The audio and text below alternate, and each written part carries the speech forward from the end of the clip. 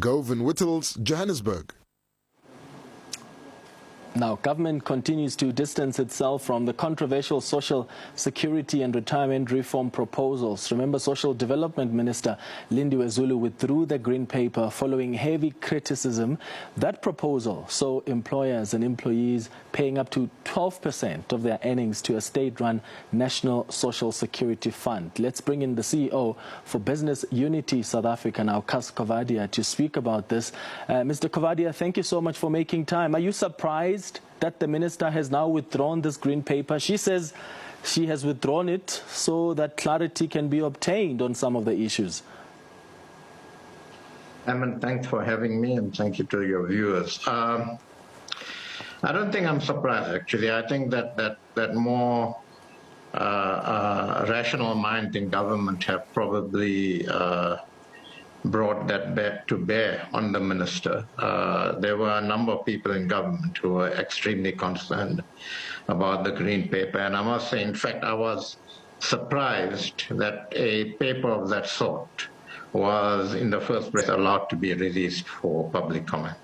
Do you think that the opposition to this green paper is because some of the technical aspects of the proposals were probably not well understood, because that seems to be why the minister is actually withdrawing this paper? Well, that's the reason given. I'm not convinced about that. I mean, there's been a process here. There's been discussions ongoing on social security reform for the last 4 years or so at NEDLAC. NEDLAC eventually reached some sort of an agreement which all social partners were happy with, and that's been totally ignored in releasing this green paper, although government was party to that agreement at NEDLAC. And so we don't understand why the minister is taking the route she's taking. I think that social partners have come a long way to try and find each other on social security reform at NEDLAC over a number of years. And what we would have expected is to actually allow that process to actually reach its natural conclusion. And that any green paper or white paper that's released by the minister should have taken into account the processes at NEDLAC, the years spent in trying to actually get onto the same page on this, and allowed that to inform any green paper that she would put out in the public space. So we would urge government to actually reconsider the process, to look at what discussions happen at NEDLAC, to look at what agreements have been reached at NEDLAC, and use that as a basis for ongoing interactions on this. Yeah, based on the paper that the minister published, what did you understand that to mean, especially for the future of private retirement funds? Well, this is exactly the case. That, you know, we, in trying to address some weaknesses in the social security system, what this green paper says is that it wants to have conduct and move forward in a way that will have serious repercussions for the private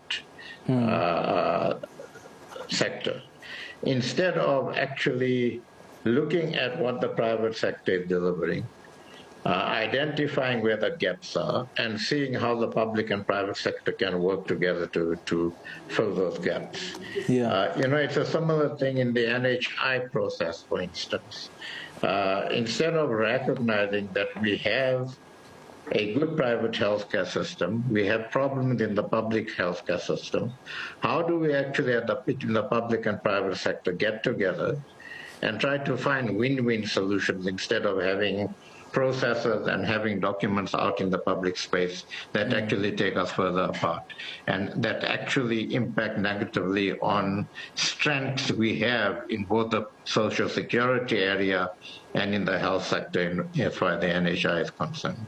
So we just have a problem with the whole methodology and the sort of mindset behind the way government wants to actually deal with these issues. Yeah, I mean, even with the NHI, it's quite surprising that till today, the medical aids that still don't know how exactly they're going to be affected by that system. Yeah. So the minister argues that the motivation for this green paper was what the department regards as, and I quote here, systematic weaknesses in the private retirement systems. They believe that it's that private system that actually excludes millions of workers.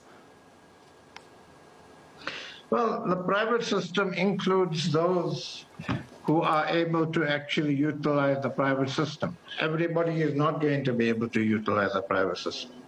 But let's learn from what the private sector is doing. Let's identify what conditions persist that makes it impossible for them to actually include broader and greater numbers of people in the private security sector.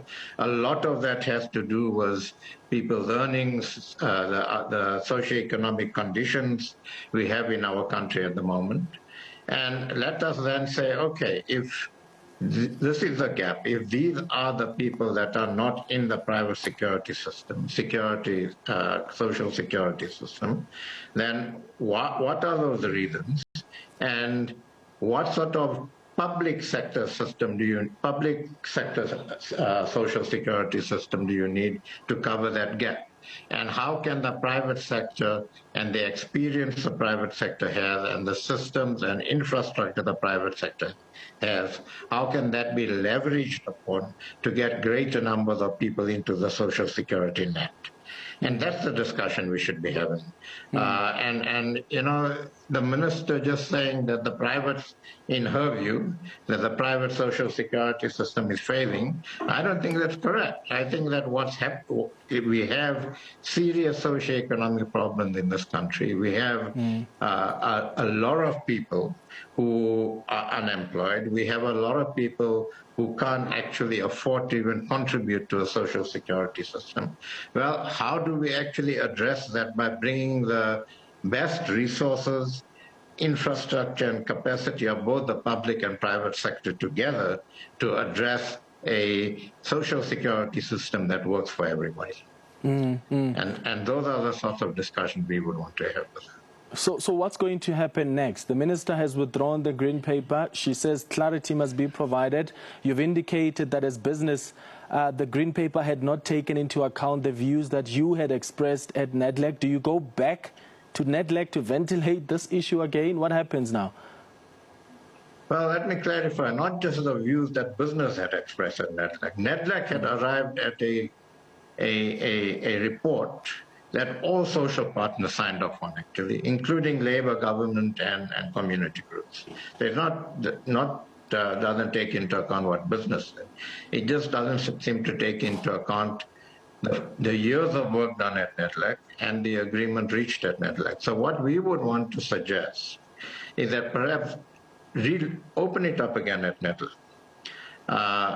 We don't think it's going to be too protracted a process going forward. I think that a lot of the work has been done. Let us agree among social partners how to move forward on this. Or if the minister, we're more than happy, even if the minister wants to engage bilaterally. As business, we're more than happy to engage with the minister and have a serious discussion on how we move forward on this, instead of coming out into the public sphere with, in this case, a green paper that all it does is actually dilutes confidence in the country again, because investors and others would look at this and say, but hold on a second, this doesn't make sense. And at a time when we need to actually instill confidence in our economy, in our social economy, we need to be very careful about what we put into the public space. So we're happy to negotiate or to talk to her bilaterally. We're happy to actually discuss this again at NEDLAC with our social partners, and we believe we can find each other. All right, Cas Coovadia, thank you so much for your time. Now, reduce your insurance benefits instead of cancelling. That's